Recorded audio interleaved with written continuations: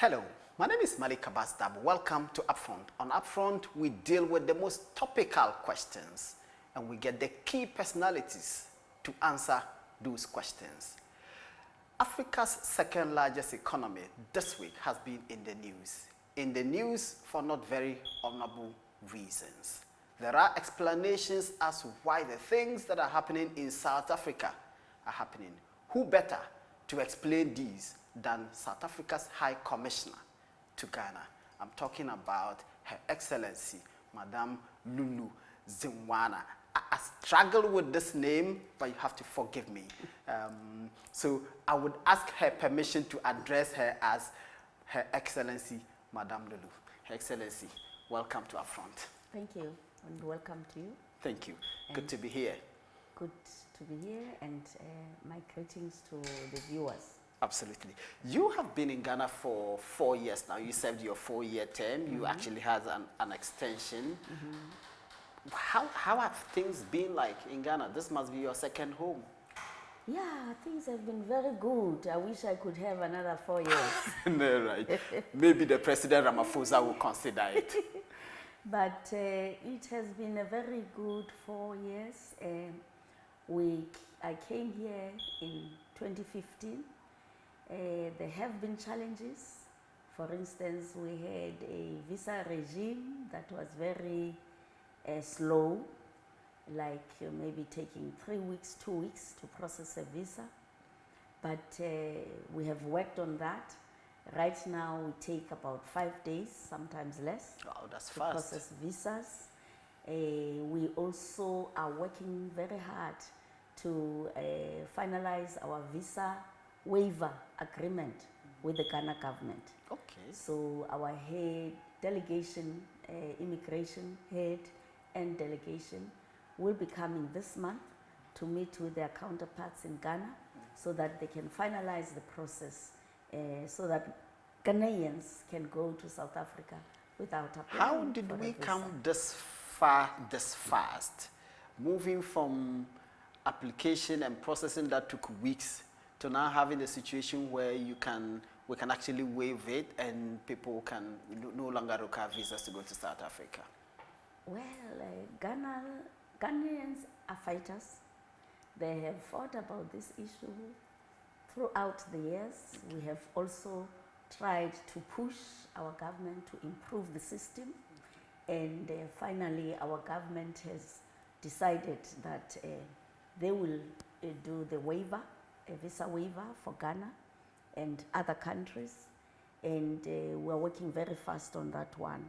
But it's a process where we must agree with Ghana because Ghana must also agree to waiver visas for South Africans. So it's a symbiotic relationship. Yes, but the relationship has grown from strength to strength.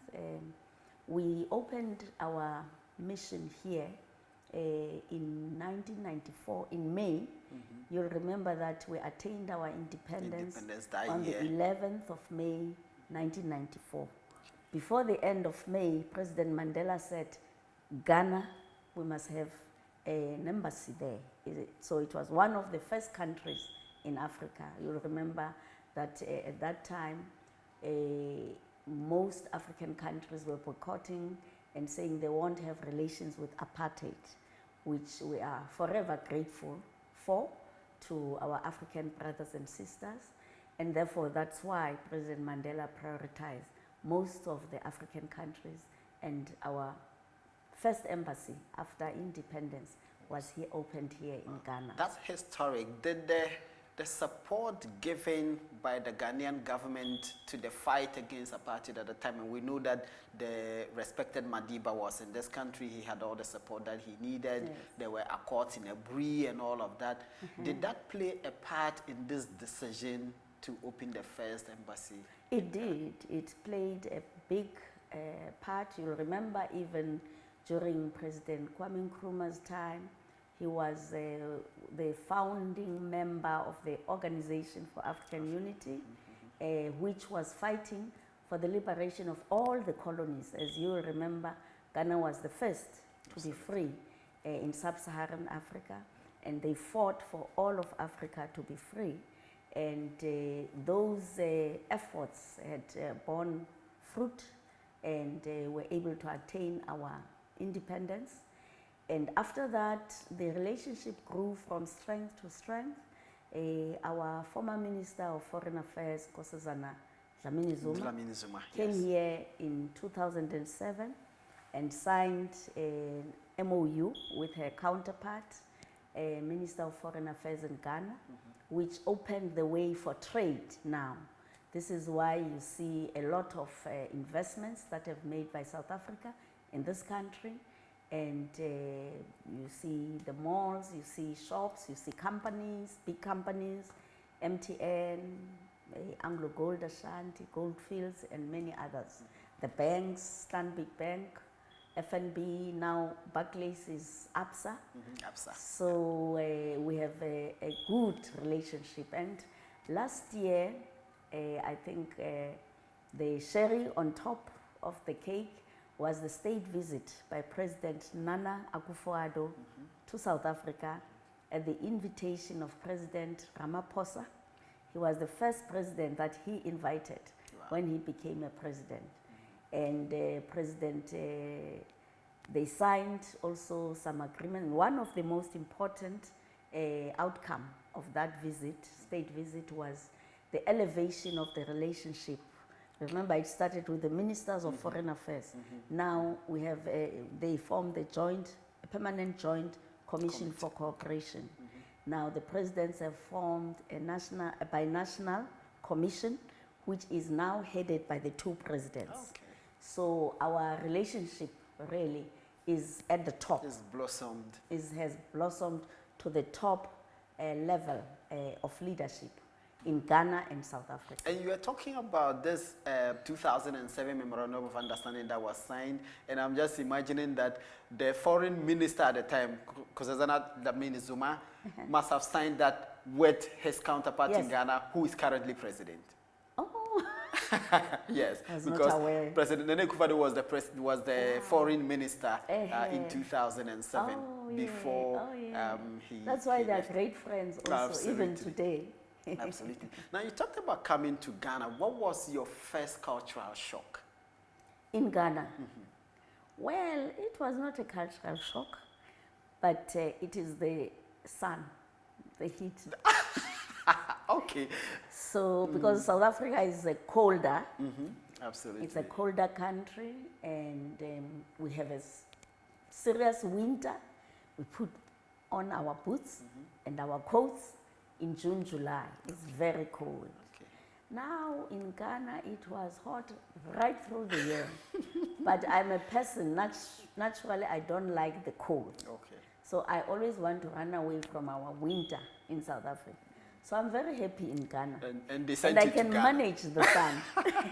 Because we have aircon in the house, in the office, in the car. So I'm happy. Okay. So you talked about the sun and the heat here, which doesn't obtain. Do you notice any similarities between Ghana and South Africa in terms of whether cultural, whether attitudinal, whether behavioral, whether food? And I'll ask you about food. But any noticeable similarities between the two countries? Well, there's a lot similar between ourselves and Ghana. We all love music. Oh, yes. We all love dancing. Even our presidents dance. We all love, you know, our Africanness, you know, wearing our traditional wear. We also love Ghanaian kente, Ghanaian fabrics. If possible, South Africans always come here just to buy Ghanaian fabrics. Interesting. And kente, and some of them even buy a lot and design clothes there. I love Ghanaian food because it's very healthy. I used to have high blood pressure, but someone told me I must have cocoyam. It keeps it down. And I love your fruit, your pineapple, pawpaw, mango, avocado, very rich, bigger than what we have in South Africa. Oh, juicy, sweet, much better than ours in South I Africa. thought that given the nature of the land in South Africa, you would rather have all these hilly areas, you would rather have very good fruits as well. We do different because the climate is colder. Because you have apples. We have apples, we have grapes, we have peaches. Those are the ones that are very good. But in the north of South Africa, the Limpopo province is hot. So we have there also pineapple, we have avocado, we have pawpaw, banana, but we don't have plantain. Oh, okay. Very nice. Now we'll ask Very about nice plantain. I just found out that in terms of food, your favorite South African dish is sam with beans. Yes. And it's a traditional dish. have you tried our own beans and plantain? I have tried your beans and rice. It's like ours. Oh, okay. We call it ngusho. We stamp the maize. It becomes smaller, almost like rice. And then we cook it with beans. And you cook your beans with beans. I don't know, what do you call it? Wacha? Wache, beans and rice. Yes, that's what we call it, wache. Very nice. Okay. I also love your contemporary. Okay, very, contemporary. Very healthy. Yes. And as I said, your yam, yam chips.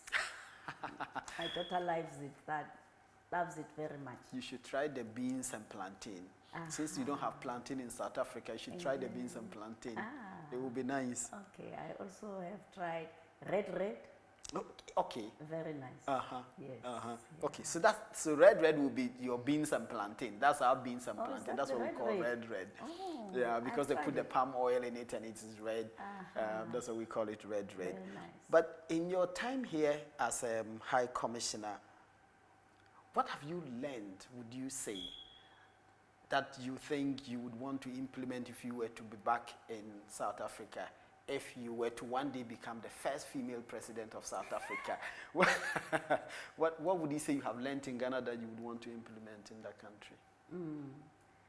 Well, I have learned that most of the time, Ghanaians produce their products, whether it's clothes, whether it's food, and they market it very well.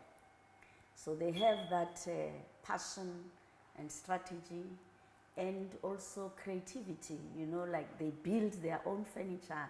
I often look at the beds that they build, tables and sofas and so on, and say they could actually start a factory of furniture. And although most of it is informal, I think if we formalize that creativity, make sure that they even export these things, I think that would assist people, create more jobs. It would also add value to the industries that have been started in Ghana. But I think also let me congratulate Ghana for being elected the headquarters of the free trade area. African Continental Free Trade Area. Continental Free Trade Area, which is going to be very important and will make Ghana the economic center of the continent. So I'm sure all these products, I think they are ready. They just need to export. Our presidents have said that the level of trade between African countries is very low. If you look at Europe, they are at 70%. If you look at the East, they are 60%. Here in Africa, amongst ourselves, it's about 16, 15%. Why would you say is the problem? Well, I think we have not been able to produce most of our countries. Those that are producing, we are producing raw materials like Ghana and South Africa.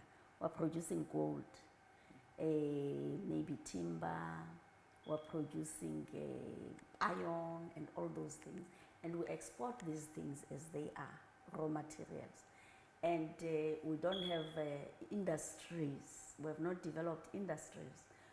mainly because the people who colonized us never had the intention to develop our economies. They took our raw materials to their countries to create jobs for them. And they take them here very cheap, next to nothing, and they create jewelry or furniture or whatever, steel, and they sell it back to us. Even our oil and gas, sell it back to us at a very high price. So our presidents are talking about adding value to their raw materials so that we don't continue to be a source of cheap labor, a source of cheap commodities for other people. We use our commodities here and develop, add value here on the continent, and when we export or sell, then we get. Have they not been talking for too long? If you take Ghana, for example, Ghana has been independent for more than 60 years. For 60 years, a country which is more than 60-year-old, to still be talking about colonialism and what it did to us in terms of trade, are we not just giving excuses? I mean, yes, one can excuse South Africa because you've been independent since '94.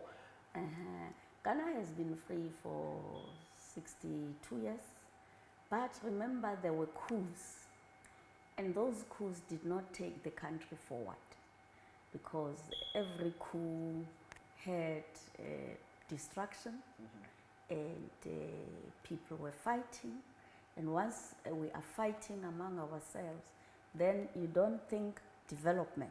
Absolutely. And that, for me, was a problem for Ghana. But I think in the last 25 or 26 years, Ghana has been one of the most stable countries on the continent. And I am sure now they will be moving forward. And you talk about trade within the continent not being what it ought to be. Let's talk about trade between South Africa and Ghana. What would you say is the state of trade between the two countries? I think it's very good. It's very high. Actually, Ghana is doing better than South Africa. Really? I think the Ghanaians will tell you the reverse is true because they see the ShopRites, they see the MTN, they see all the Anglo Gold, you just mentioned all of them. They see all the mining companies, the telecom companies, the shopping malls, and all of these are South African. We see series, which is produced in South Africa. So the Ghanaians tend to believe that yes, the trade is... You can talk about ShopRite and Game, but in the mall, how many South African shops are there? All the others are Ghanaian shops. You can talk about ShopRite. How many South Africans work there? Not even one. You can talk about MTN. The CEO is Ghanaian and everybody else is Ghanaian. Even SAE. The MD is Ghanaian, everybody is Ghanaian. Which is good because we come here as partners. We don't come here to come and take whatever. We transfer skills. I know that MTN has trained so many Ghanaians, and Ghana is doing very well, and MTN is the #1 company in the Ghana Stock Exchange. It's the biggest company in Ghana, and many Ghanaians are employed there. Many Ghanaians are employed in Stanbic Bank and other banks, and but South Africa is getting less. Maybe we're getting 4 billion. You're getting 8 billion from your exports because you are exporting oil and petroleum products to South Africa. The price is high. You only suffer when the price of oil goes down. Then we will supersede you. In fact, Ghana and Nigeria are the two countries where you are doing better than South Africa in trade. How can we facilitate this trade more, that we can produce more, sell more to each other, and then create a lot more of the jobs that you are referring to? Yes, that's why our government has now said, let's give Ghanaians a visa waiver, so that we've seen Ghanaians are very good in business. So we're inviting you to come and invest in South Africa, and also to visit whatever you would like to come and do in South Africa. You will see an opportunity for business. You can bring your things and sell to South Africa. South Africans can bring whatever and sell. And we believe that will raise the level of trade between our two countries, but also with other countries, because of the free trade area that will be centered here in Ghana. We believe that will encourage more trade among Africans. And as a result of that, we'll be able to grow, because I don't think as African countries we do trade the way it was done in the colonial era. Okay. Now, when you talk about this Africa Continental Free Trade Area, I see a certain glee in your eye. You seem to be excited about the prospects of this. But there are cynics, and you can't dismiss their cynicism, who say Africans simply aren't able to come together to do anything that will inure to their mutual benefit. And they cite you mentioned the OAU, now the AU, there is ECOWAS, and they say these have not been able. The ECOWAS was intended to facilitate free movement of people, goods, and services, facilitate trade. It hasn't achieved that. The borders remain. You can't take your things and go to Benin or Togo or Ivory Coast or Burkina Faso and sell, or Nigeria. The barriers remain. What will or can be different about this? Well, I believe that this time the leaders all want to have access to the 1.2 billion people, which is a market, a big market, like the market they have in China or India. So I think everybody wants to be part. As you know, I think 54 countries have signed already. That is the level of commitment we have seen to the free trade area, continental free trade area. And therefore, I'm sure since we have already identified the headquarters, they will be setting up the office here, which will monitor and make sure in every country there is progress. In every country, we promote our trade.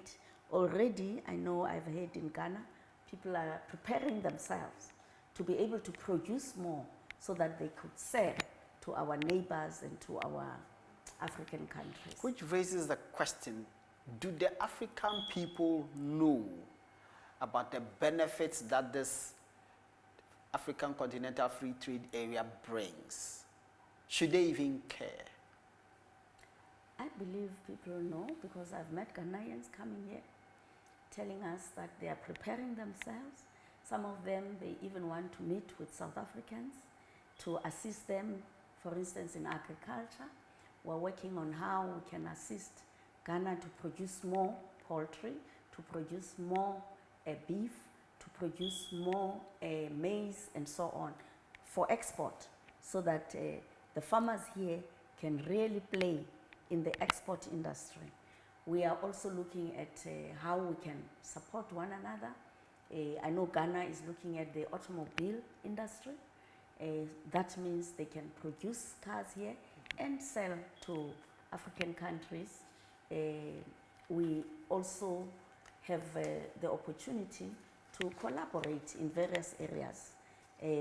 For instance, in mining, we can see how do we help each other to develop our gold to the final, product, so that at the end of the day we benefit the most out of our products. Why have we not done that? Because we do know that the South African mining industry is better developed, far more advanced than that of Ghana. It's the reason why you have these big South African conglomerates in the mining sector in Ghana. Why have we not facilitated that collaboration to the extent that we could refine our gold and get better value out of it? Yes, we are working on that.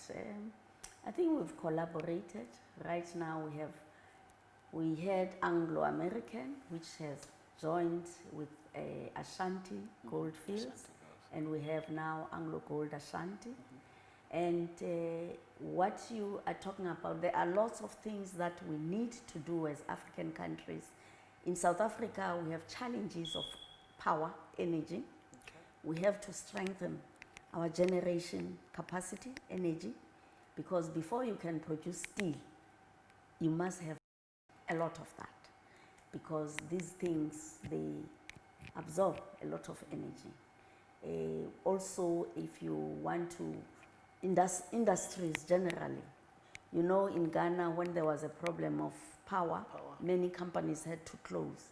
So we are building power stations. I know even in Ghana, there are power stations that are being built. Then we can move on and say, how do we industrialize? How do we build our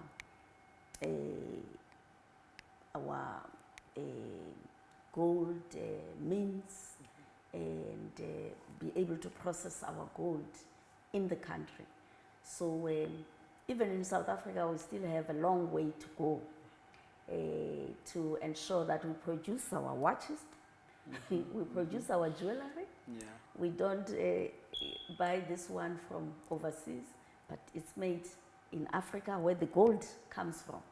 And then we're able to sell. Apart from gold, which is high end, are there any areas where the two countries, Ghana, South Africa, can partner so that they can share experiences that would lead to the mutual benefit of both countries? Yes. There are lots of areas. I have mentioned agriculture. Yes, you mentioned agriculture. And we are talking with the minister here, who is saying that he would like to partner with us, especially in the area of, what is it? Animal husbandry. Okay. Beef and so on and so on. We have a lot of experience there. We're exporting beef, we're exporting maize, we're exporting vegetables and fruit. I know Ghana is also exporting fruit. And these are the areas we are working on a memorandum of understanding where we can be able to bring some of our fruits here and Ghana can send their fruits to South Africa. We're also working together to look at standards. How do we improve standards? Because, for instance, in South Africa, if you export your fruit juice, there is a sell-by date. You must be able to say, I buy it today, by next week it has expired, they must take it off the shelves. So all those issues are things that we are discussing and working together. And I'm sure even if you want to export to other countries, they have those kinds of standards. Yeah. In my reading, I found out that in 2017, the agri sector in South Africa contributed 2.4% to the GDP. What's the state of agri compared to Ghana? What would you say is the state of our agri? Is there anything we can do better? I think I'm impressed with the government of President Akufo-Addo. For instance, people were saying, I was saying that governments are not helping their people to find jobs. I did not say that. I said, we must assist our people find jobs, and this is what President Akufo-Addo is doing. He has started with the planting for food and jobs, which has created so many jobs, especially for young people in the rural areas. He has started a business development ministry, which has helped. I have attended almost all their programs where they are funding young people, small businesses, very innovative ideas. They are funding women who are doing agri-processing, who are doing agriculture, who are doing medical, products. They are also funding people with disabilities, which goes a long way in creating jobs for the people of Ghana. I know also they are assisting and pushing artisanal miners to get mines and to benefit from the gold here in Ghana.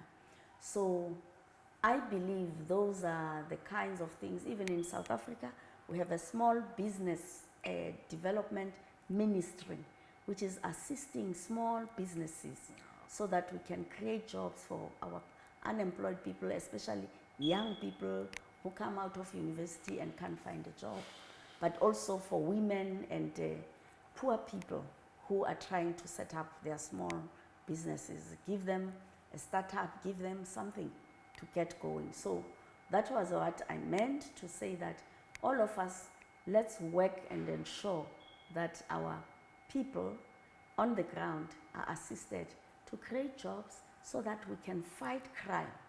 Because the root of this crime that we're experiencing is unemployment and poverty.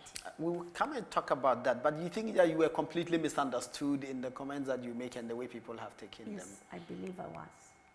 I think there was a distortion of what I had said, but in effect, what I was saying is, let's look at Ghana, for instance, where there is an effort, a great effort to create jobs for people in various ways, in various ministries, but also through companies that are working together and supporting government to create opportunities for Ghanaians, especially young people. When you talk about South Africa, apart from the big shopping malls, I think the one thing many Ghanaians will identify with is tourism. Okay. Because tourism is big, and the government in South Africa makes a deliberate effort to enhance tourism and to make it a destination for tourists across the world. What is the one thing that Ghana can learn from South Africa in terms of boosting its tourism and tapping into its limitless potential? Yes. Yes, Ghana is a beautiful country. You're very similar to us. We exploit our beaches, our culture, song and dance, carnivals. We exploit also our songs, for instance. We have a lot of singers, and we have jazz festivals in Cape Town, in Johannesburg, where we invite the whole world to come. We also use sport to, host. Remember the World Cup in 2010, and since then our tourism has been growing in leaps and bounds.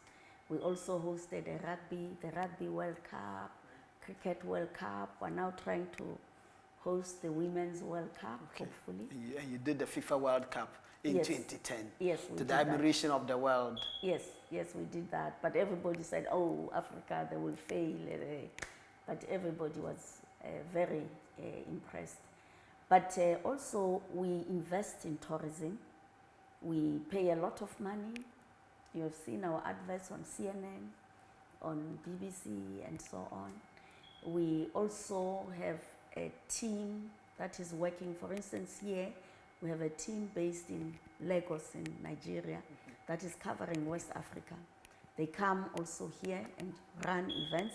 We had them in Kumasi a week ago, and here in Accra.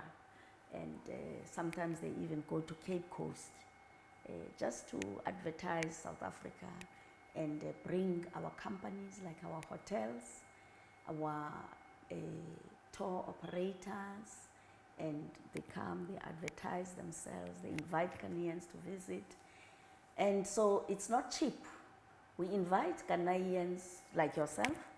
We'll invite you, take you for a tour of South Africa.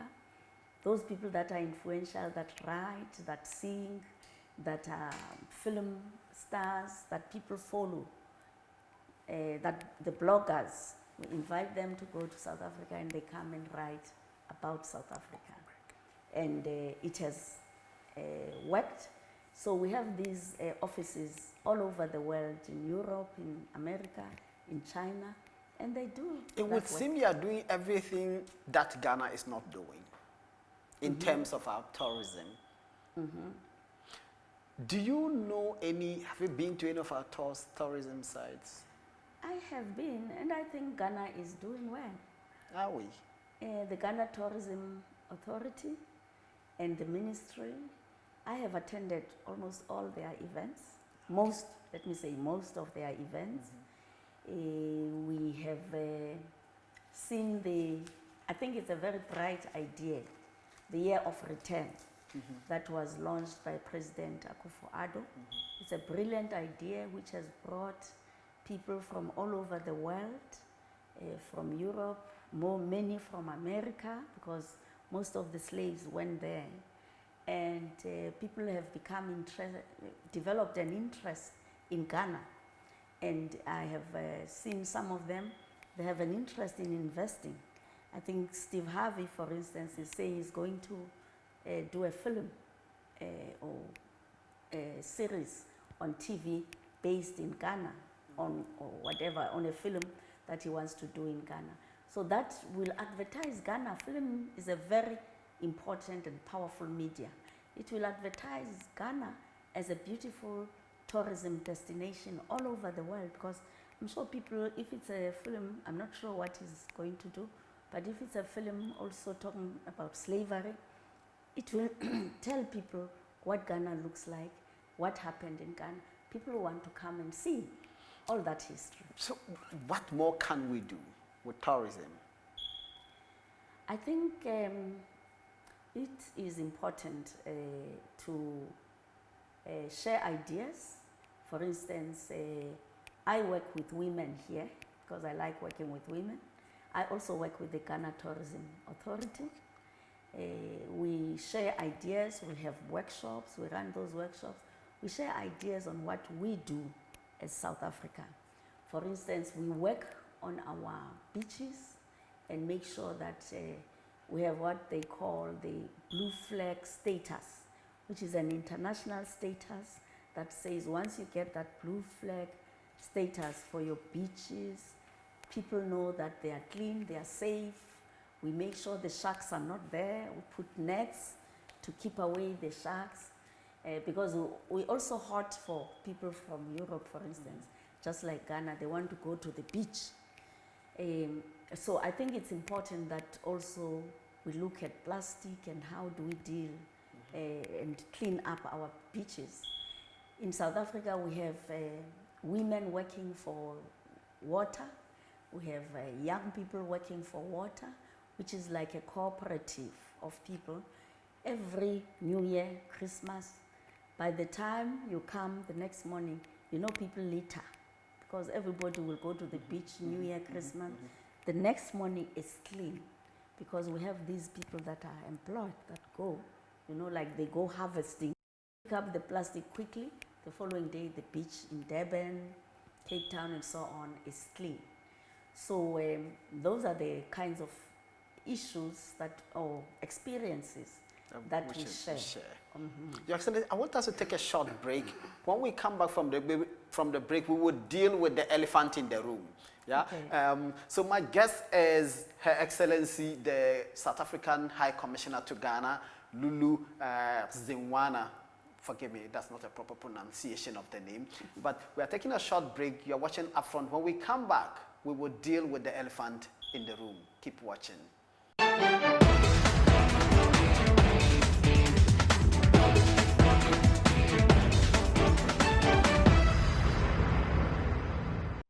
You're welcome back. You're watching Upfront. Our guest today is South Africa's High Commissioner to Ghana, Her Excellency Lulu Zinwana. Excellency, let's deal with the elephant in the room. Yes. Since Sunday, there have been this wave of attacks happening in South Africa. What's the cause of the recent attacks? Well, it started when one man was intervening. There was a drug dealer who was selling drugs to a school kid. And the man said, "No, why are you selling drugs to our children?" This was a foreign national, and he just took out a gun and shot the man, the taxi driver, dead. Then that created a lot of anger with the community, and the attacks started there. And then people started attacking shops and I think they thought were foreign national shops, but they were taking every shop now in the street because it now becomes a criminal elements join the anger, and they just loot people's shops. And doesn't matter whether you are a South African, your South African shop, or a foreign national, they just loot everything. Then the police came and arrested most of those people.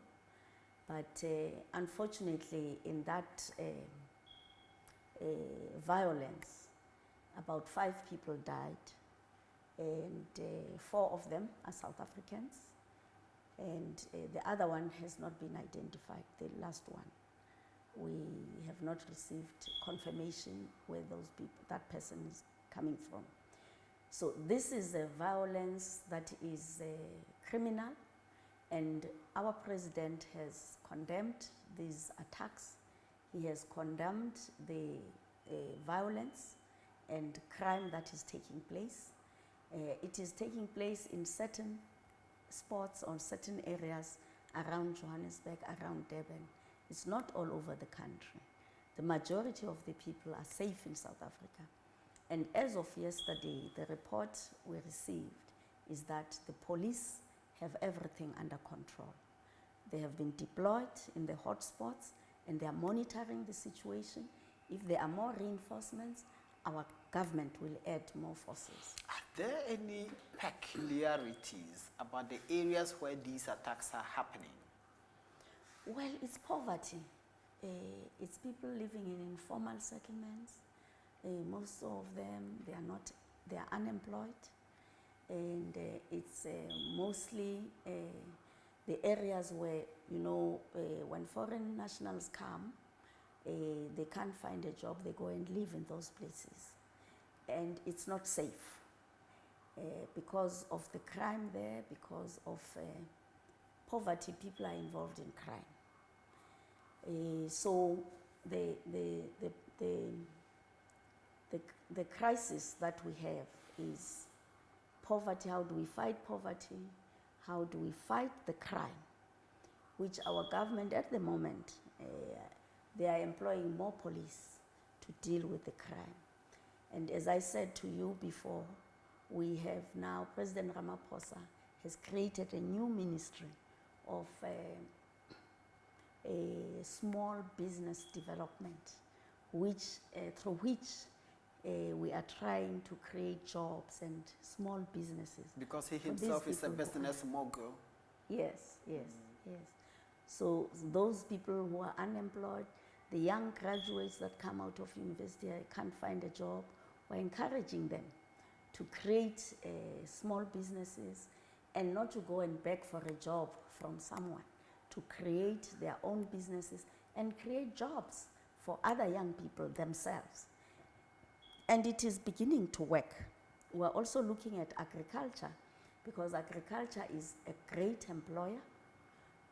We assisting what we call emerging farmers or small scale farmers to actually grow their business so that also they can employ more people. We're also encouraging young people to get into agriculture, because young people like you, they want to wear a suit, come to town, work in an office. But we're saying agriculture is a business. You can stay in the rural area and do agriculture and become self-sustaining and actually create jobs for people in your communities. Is that not because people don't find agric profitable? That's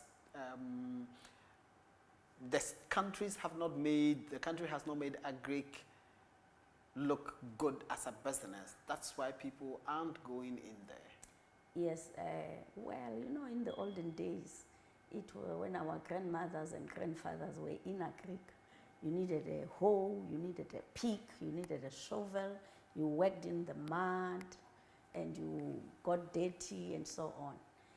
But today, of course, you still wear your boots and your overall, but at the end of the day, because of the commercialization of agriculture, We have a lady here in Ghana that we have invited to come and share with other farmers here in Ghana. She has a big farm, 500 hectares. She's producing about 500,000 chicks a month. Wow. And she is making a lot of money out of it. She's working with her son. Her son received his bachelor's degree in mathematical sciences at the University of Witwatersrand in Johannesburg. He wanted to go to New York to go and study actuarial sciences and work there. And her mother said, no, New York is the farm. Your New York is the farm. You must come and help me on the farm. And he went there. Today he's driving big cars. He's comfortable because of the farm. And he's telling other young people, let's go into agriculture. Agriculture is big because people eat 3 times a day. How many eggs do you eat in a restaurant? How many people? In hotels, how many eggs? How many chicken legs do they need in a hotel, Movenpick or Labadi, Kempinski? So if you are in the food business, you are a rich man. You put all of this to poverty, and I was having a conversation with one of your nationals in the JoyNews room, Apitu CBD, and I asked her, apart from the things that you tell us, what other undercurrents, what other latent causes of these wave of looting and violence are there that we are not being told? Well, for me, the major problem is drugs. Drugs are all over, and those drugs drive the violence, cause this violence.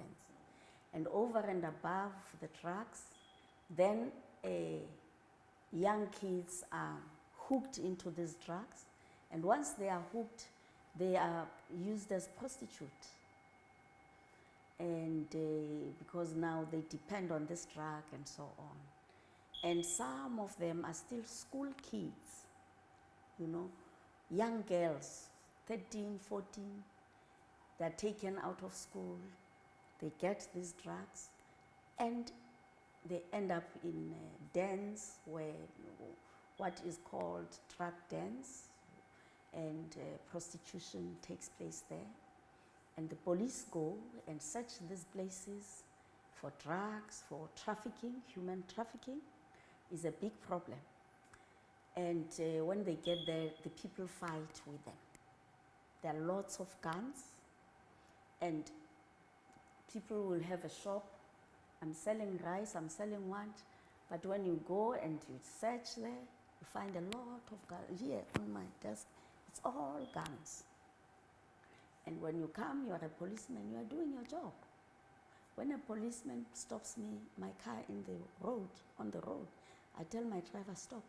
Because the policeman represents the government of Ghana. I must respect them.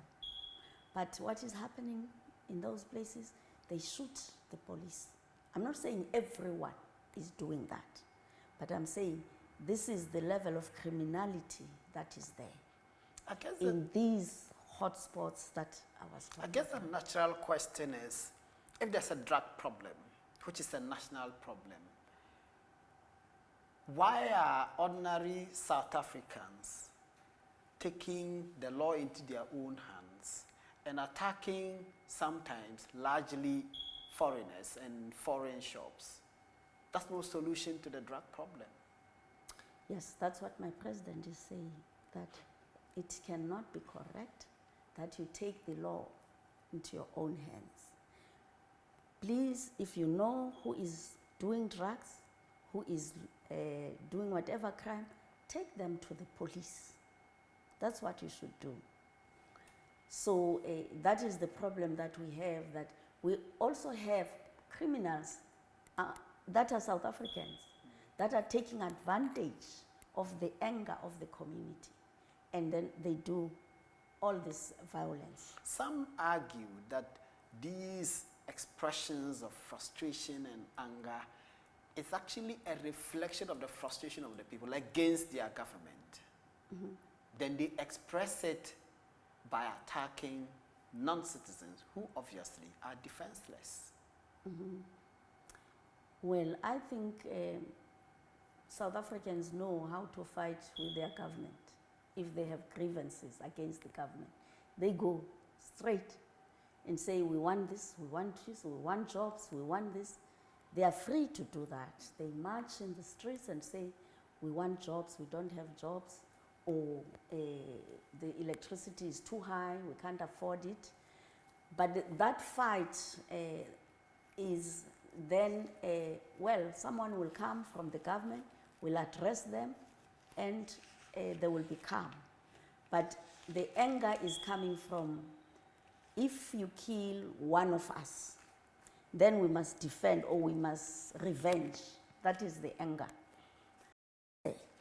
But what the government is saying is, it's not going to help us to take the law into our hands. Let us make sure that we take whoever, whether it's a South African committing the crime or the violence, or it's a foreign national, let us take them to the police. The police have made arrests in respect of the recent violence. We know about 300 people who have been arrested. Okay. It's been argued that in previous times when these things happened, and we know that in 2008, for example, close about more than 60 people were killed in this wave of violence, while more than 1,000 other people were displaced because of these attacks on refugees and other persons. In 2015, there were similar numbers that happened. It's argued that the police usually are unable to arrest and prosecute and secure convictions of these people. That failure emboldens them. Well, I think there are weaknesses with the police. There are weaknesses even here in Ghana with the police. But in fact, some of the police themselves have been arrested because of those weaknesses. And also, some of the police are in jail right now and have been expelled because of failure to do their work. So at least our government, as far as I know, they are acting on those police that are negligent, that are not doing their work, or corrupt in not actually making sure that they protect the people in South Africa. I was having a conversation and your deputy addressed a press conference earlier today. I'm talking to Mr. Madumani.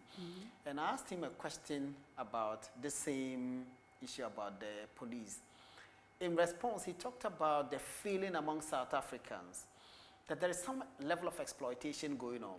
Because when the foreigners come, because they don't have places to live, they are willing to accept a lot less pay compared to South Africans would ordinarily accept.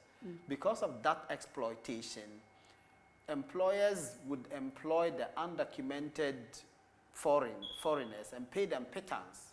And that affects the economic well-being of the South Africans. My response to him was, and I want to find out from you, if that is true, why are the South Africans not holding their government accountable for failing to ensure that exploitation does not go on? Why do they visit their anger on foreigners? Well, the South African government is most of the time not aware of those things. Those things are hidden. If, for instance, I have a farm and I am employing you and you don't have papers, then I will not pay you the right salary because you have nowhere to go because you don't have papers. So you will not report to the government the exploitation. You keep quiet because yourself you are hiding. So this is how that happens. But our government has got inspectors in the Ministry of Labor They will go and inspect companies or places and see who is employed, do they have papers, and all that. And if you are found to be employing and exploiting, then you will be fined. The African National Congress, the ANC, is a dominant party in South Africa. The ANC, together with its allies, controls large membership of especially the black population. Why is it that, in spite of some of the values that the ANC stands for, the values that influence the rainbow colors being used as a national flag by the South African government, why do you still have members of, I am assuming members of the ANC or people who are believe in the philosophy of the ANC, still harboring notions of xenophobia and seeing other nationals living in South Africa as enemies and going after them? Has the ANC failed? Well, as I said, these are very few pockets of our community. Very few. It's not all South Africans. I remember in 2015, Hannah Tete was concerned about She was violence. foreign minister then. Yes. And she said to me, are the Ghanaians safe or should they come home? And he also asked Dr. Ahoy, who was your ambassador in South Africa. Dr. Ahoy said, I've asked Ghanaians, Ghanaians are safe. They are saying South Africans are keeping them safe and they are living in their houses and nothing has happened to them. So I'm saying it's just a few people that are involved. As I said, it's the criminals that are involved in this issue. And majority of South Africans, they even march in the streets to say, we are not going to attack our brothers and we are going to fight and ensure that they are protected. So it's a few people, individuals, who are involved in this violent crime. And the majority of South Africans are against this. As I said, many Ghanaians were telling me, we are safe. We are not going to go anywhere. South Africans are helping us to make sure that we are safe. They even give us houses, their houses. We're living there. We are okay. They do the same with other nationals. Let's talk about other nationals that don't quite feel quite safe. Nigerians. And you know that the Nigerian government has been pretty upset. You've actually closed your High Commission in Nigeria. There have been attacks on MTN and other South African-owned businesses in Nigeria. Retaliatory attacks, I must add. Is the Nigerian government's belief that Nigerians are particularly targeted in these attacks founded? How do I know this is a Nigerian to target a Nigerian? It's not possible. Because South Africans don't speak Twi or Yoruba. They don't speak any other language. How will they know that this is a Nigerian? How can they target a Nigerian? So what I am happy about is that the president of Nigeria has said he will send an envoy to go and talk to our government and see how the concerns are actually addressed. I think that will help a lot. On the question about poverty, has the government done much to deal with poverty in South Africa? Well, I have already said that there is a lot that is being done. We have different policies that have been set up. We have CASP, for instance, which is the Comprehensive Agricultural Support Program. I think you are doing that in Ghana, or we may call it something else. Yeah. We give them fertilizer, we give them tools, we give them seeds, we give them extension services, we give them veterinary services to assist young farmers so that they are able to survive and succeed in their businesses. We also support people that want to go into mining. We also support small businesses. I've already talked about the new Ministry of Business Development, and which is supporting small businesses, funding them, and ensuring that especially young graduates that can't find a job, have been frustrated over the years, and women who are unemployed, all those people are given support to start their own businesses. So I do believe a lot is being done by the South African government. The South African government has built 4 million houses for poor people in South Africa. The South African government assists single mothers. They give what is called child support grant to alleviate child poverty.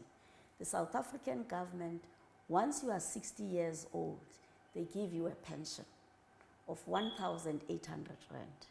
The South African government, if you have a disability, you can't walk, you are disabled, they give you a pension, 1,000, no matter what age, even if you are 20 years or 5 years old, they give you a disability grant so that you can survive, you can buy food and the essentials. So I believe our government is doing a lot to fight poverty. Some argue that there is increasing falling standards of living in South Africa. This cascades into frustration, which finds expression in these attacks. You don't agree? Well, I agree. It's happening all over the continent, all over the world. You see, you look at the US dollar is coming down. You look at the CD is coming down. You look at the rand is coming down. It's the economy. It's the economy in the continent. It's, you know, our economies will fluctuate, but at this point in time, petrol is rising. The food prices are rising in South Africa. So people are feeling the pinch. So it is true that there is that stress that is caused by, and also we have high unemployment rate that is caused by poverty and also the rising cost of living. And this unemployment rate you talk about, do the people even have the skill? If opportunities were to be provided for them to take it, do they have the skills? Yes, we do have skills, at least technical skills. We have schools where even old people that never had an opportunity can go and be trained in plumbing, electricians, a number of builders. Those are some of the programs that are run by our government to train people in different skills. Since 2008, when these attacks reached a certain peak, and then to 2015 they repeated, are there any specific steps that the government is taking to deal with the attacks and the looting specifically, apart from just creating opportunities, employment opportunities, helping people to start and grow their businesses and all of that? In terms of dealing with the attacks, is the government doing anything specific? Well, you know, when crime comes, you don't expect it and you can't plan for it. It's sporadic. It's like here in Ghana when you have a kidnapping. You don't expect it. You can't plan for it. So, but the government, once it has happened, it takes steps and it acts immediately. And right now, as I said, there is calm because the government has sent the police and is ready to reinforce, is monitoring that situation. Just like here in Ghana, people were kidnapped, your government has acted immediately, and some of them have been found. And investigations are going on. And I think some of the people are in jail right now. Even? So, yes. In South Africa, as you said, lots of those people are in jail. Even in 2015, all those people were arrested. They are in jail as we speak. And they were arrested and they were sentenced. If any Ghanaians told you they were traveling to South Africa this evening, what would be your travel advice to them? Well, I would advise them to travel well and feel at home. South Africa is your home, just like Ghana is my home. And I am sure they will be protected by my government because the police are there to protect South Africans and our visitors in South Africa. I know that the foreign minister has said that these attacks constitute an embarrassment to the South African government and the people generally. Is there any plan to make sure that this is the last time? Well, as I said, I cannot say it's the last time or not, but what I am positive about is that whenever anything happens, our government will be there to make sure that they protect people. Because this is not just an attack against you, it's also against us. And many people that have died in this violence are South Africans themselves. So we are feeling it ourselves. Your Excellency, it's been an honor talking to you. Her Excellency, the South African High Commissioner to Ghana, I struggle with her name, Lulu Zamwana. Well, you just heard her mention the name herself. She has been our guest on Upfront, and we have been talking about a whole gamut of issues: trade, bilateral relations, cultural similarities between the two countries, and of course, the elephant in the room, the attacks on some people, the looting and violence in South Africa, which she says have abated somewhat, and steps are being taken to deal with it. God willing, we'll bring you another exciting discussion on Upfront. Until then, my name is Malik Abbas Dabo. Bye-bye.